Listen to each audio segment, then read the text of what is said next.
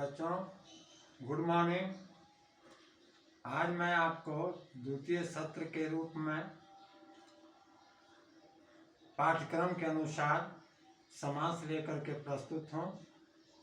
बहुत बच्चों को ये शिकायत थी कि सर समास पूर्ण रूप से नहीं मैंने समझा है। तो बच्चों, मैं इस पाठ की पुनरावृत्ति कर रहा हूँ। वैसे समास दो पदों के मेल को कहते हैं। समास का अर्थ होता है संक्षिप्त करना। बच्चों, समास के मुख्यतः चार भेद बताए गए हैं। पहला भेद है अव्ययी भाव समास। इसमें तीन तरह के सूत्र हैं, फार्मूले हैं। पहला यह है कि पहला पद अव्यय होगा। दूसरा सूत्र है कि दोनों पद अव्यय होगा। और तीसरा यह है कि कहीं कहीं विकारी पद भी अविकारी के रूप ग्रहण कर लेते हैं, तो ऐसी स्थिति में अव्ययी भाव समास होता है। तीन सूत्रों के अनुसार तीन अर्थ उदाहरण आप ऐसे जानिए। जहाँ तक पहला पद अव्ययी होता है उसका उदाहरण है यथाशक्ति। दूसरा सूत्र के अनुसार दोनों पद अव्ययी होना चाहिए, यथासंभव इसके लिए उदाहरण है। और तीसरा सूत्र कि विकारी भी अविकारी का रूप ग्रहण कर लेते हैं। तो ये है वह गांव गांव, घर घर, गली गली इत्यादि। इसमें आप देखेंगे कि दोनों पद विकारी है, अर्थात दोनों संज्ञा हैं, लेकिन क्रिया विशेषण के रूप में प्रयुक्त होने पर यह अव्ययी भाव समास हो जाता है। दूसरा है तत्पुरुष समास। इसमें उत्तर पद प्रधान होता है। उत्तर पद कहने का मतलब दूसरा पद प्रधान होता है। जैसे रसोई घर, रसोई के लिए घर, इसमें दूसरा पद घर हुआ और विग्रह करने के पहले विभक्ति लोप हो जाती है, लेकिन विग्रह करने पर विभक्ति आ जाती है। बच्चों, इसके अलावा फिर कर्मधारय समास है।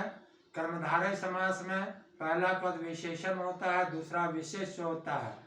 विशेष का आप सामान्य रूप में यह जाने कि यह संज्ञा होता है। जैसे लाल टोपी, लाल यहाँ विशेषण है, टोपी यहाँ विशेष यानी संज्ञा है। विग्रह करेंगे लाल है जो टोपी। उसके बाद आ जाइए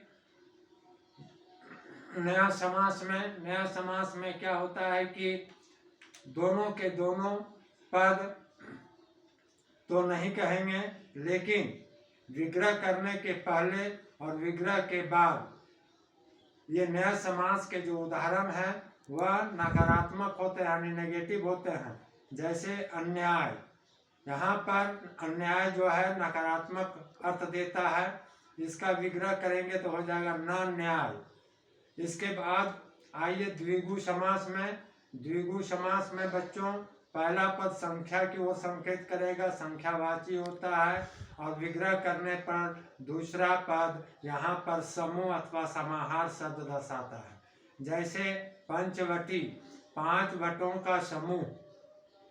यहाँ पर आप देखेंगे कि पहला पद पांच है, यानी पंच संस्कृत शब्द है, और इसे हिंदी करेंगे तो पांच हो जाएगा। तो इसको पांच वटों का समूह हम विग्रह करेंगे। देखिएगा कि विग्रह करने पर समूह शब्द का प्रयोग हुआ है। इसके बाद द्वंद्व समास है। द्वंद्व समास में दोनों पद प्रधान होते हैं। इसमें विग्रह करने के पहले हाइफन आता है, लेकिन जैसे ही हम इसका विग्रह करेंगे ये हाइफन जो है वह और में बदल जाएगा। जैसे माता पिता, माता और पिता। बच्चों, उसके बाद में अंतिम में है बहुव्रीहि समास। बहुव्रीहि समास में विग्रह नहीं किया जाता है, इसमें अनेक पदों में बदला जाता है। जैसे लंबोदर, लंबा है उदर जिसका, जिसका शब्द तीसरे अर्थ की ओर संकेत करता है। इस स्थिति में जहाँ तीसरा अर्थ प्रधान होता है वहाँ बहुव्रीहि समास होता है। तो बच्चों, आज के लिए समास का पाठ यहीं तक समाप्त होता है। आपको प्रश्न दिए जा रहे हैं, इसका उत्तर आप करेंगे और लिखित रूप में भी अभ्यास करते रहेंगे। तब तक के लिए धन्यवाद।